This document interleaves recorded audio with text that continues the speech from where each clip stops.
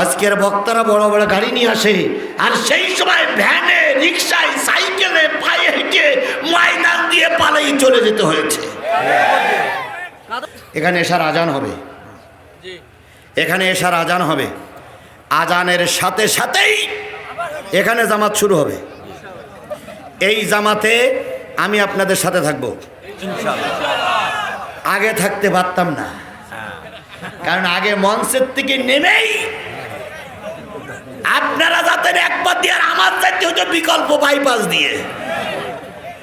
অনেক সময় রাস্তায় কাদা, এই সুজন, এই নাসির মাইক, নাসির, এই সুজন, এরাই হলো এই এলাকা আমার রাহাবার। অনেক সময় এই একজন ভান্ডারী, অনেক সময় মোটরসাইকেল যাওয়ার পথ নেই, ওরা আমাকে ঘাড়ে করে উঁচু করে রাস্তা পার করত। সেই দিনকে এখন আর আছে?